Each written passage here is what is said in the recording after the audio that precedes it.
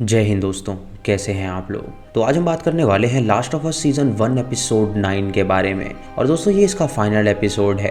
Episode की starting में हम एक प्रेग्नेंट लेडी को देखते हैं जो कि जंगलों में भाग रही होती है ताकि वो अपनी जान बचा सके। उसके पीछे हम एक इन्फेक्टेड बंदे की आवाज सुन पाते हैं जो कि शायद उसका पीछा कर रहा था। वो भागते हुए एक फार्म हाउस में पहुंचती है जहाँ पे वो आवाज लगाती है, लेकिन वहाँ पे कोई भी मौजूद नहीं होता है। उसके बाद वो ऊपर जाती है और उसका वाटर ब्रोक होने लगता है, जिससे कि वो समझ जाती है कि अब उसकी डिलीवरी होने वाली है। तभी वो दरवाजा लॉक करती है और उसके आगे एक चेयर लगा देती है ताकि वो इन्फेक्टेड उस तक ना पहुंच सके।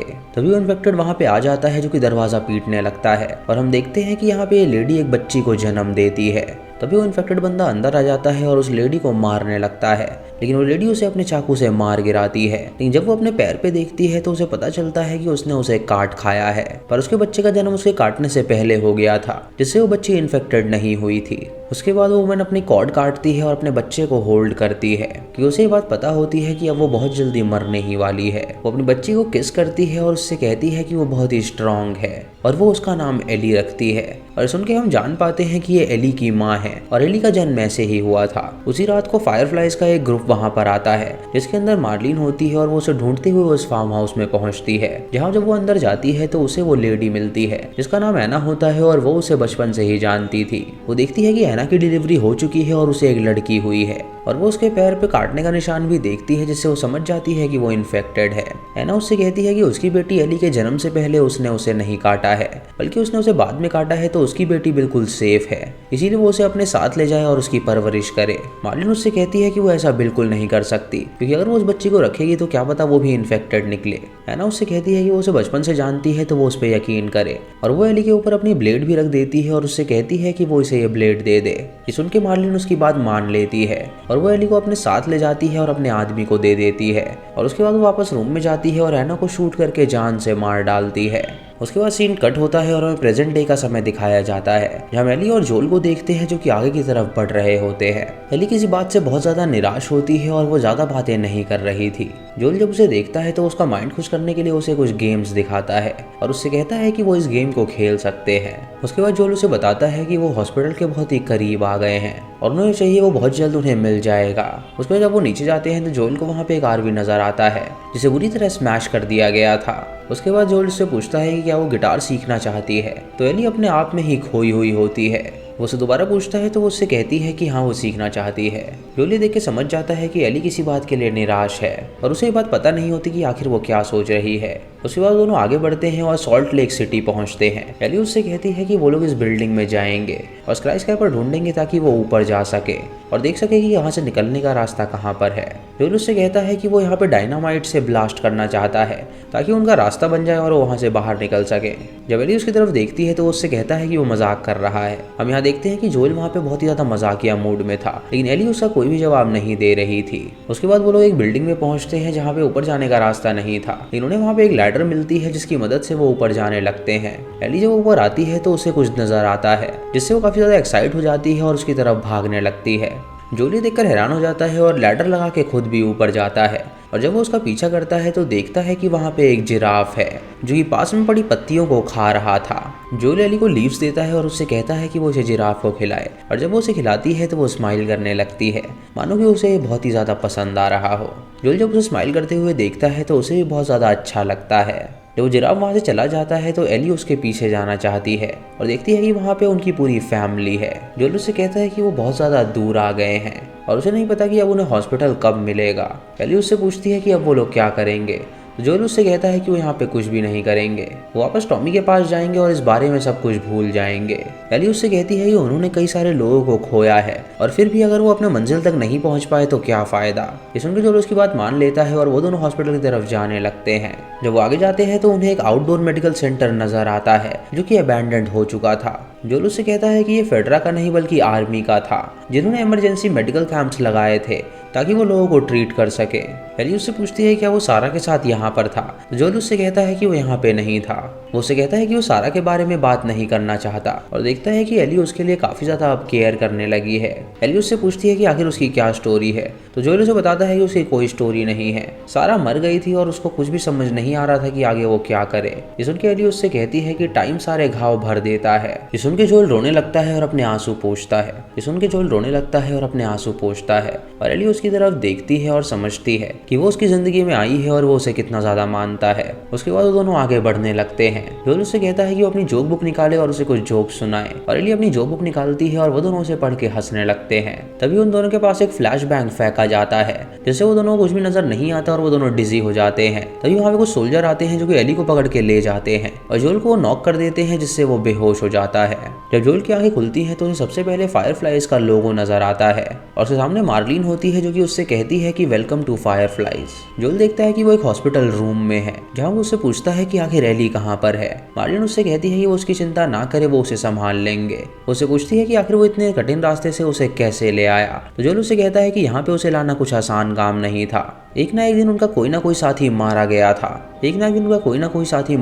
था। जोएल उससे कहता है कि उसे एली से मिलना है, तो मार्लिन उसे बताती है कि उसे सर्जरी के लिए तैयार कर दिया गया है और डॉक्टर ने उसकी जांच पड़ताल शुरू कर दी है और उन्हें पता चला है कि शायद एली भी एक कॉर्डिसेप है जिसकी वजह से वो इन्फेक्टेड नहीं हुई है। उसके बाद वो उसे बताती है कि डॉक्टर उसके अंदर से वो रिमूव कर रहे हैं और वो उसके सेल्स को मल्टीप्लाई कर देंगे ताकि वो एक केमिकल को प्रोड्यूस कर सके और एली को जिंदा रख सके, जिसकी वजह से उनको एक क्योर मिल जाएगा। जोएल को ये बुरा लगता है कि वो लोग एली की सर्जरी कर रहे थे और उसे बात पता होती है कि कॉर्डिसेप्स सिर्फ ब्रेन में ही ग्रो करते हैं। मार्लिन उससे कहती है कि वो बिल्कुल सही कह रहा है, लेकिन उन्हें एली को इस्तेमाल करना होगा दुनिया को बचाने के लिए और ऐसा भी हो सकता है कि इस प्रोसेस में वो मर भी जाएगी। ये सुनकर जोएल मार्लिन से कहता है कि वो किसी और को ढूंढ ले क्योंकि उसके होते हुए वो ऐसा नहीं होने देगा। मार्लिन उसे बताती है कि एली को नहीं पता कि उसके साथ क्या होगा और उसको उन्होंने दवाइयाँ दे रखी हैं जिससे उसे दर्द भी महसूस नहीं होगा। लेकिन तभी एक फायरफ्लाई उसे हिट कर देता है। उसे भीख मांगता है कि वो उसकी बात समझे और एली को कुछ ना करे, लेकिन मार्लिन उसकी बात नहीं सुनती और वो अपने दो आदमियों से कहती है कि वो उसे नीचे छोड़ कर आए। उनसे ये भी कहती है कि अगर ये होशियारी दिखाए तो वो उसे शूट कर दे।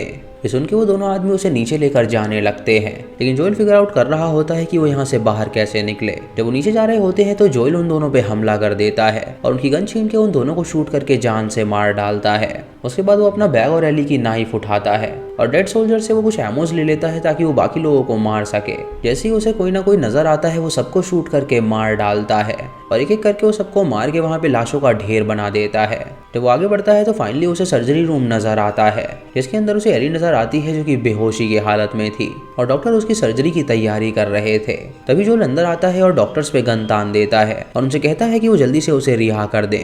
एक डॉक्टर उसे समझाने की कोशिश करता है तो वो उसे शूट करके मार डालता है और ये देखकर बाकी नर्स डर जाती हैं और एली को वो लोग अनहुक कर देती हैं। तभी जोएल उसे उठाता है और अपने साथ बाहर लेकर चला जाता है। अब एली उसके साथ थी और वो पूरी तरह सेफ थी और वो उसे उठाकर सीधा पार्किंग में पहुंचता है जहां मार्लिन उसके लिए इंतजार कर रही थी।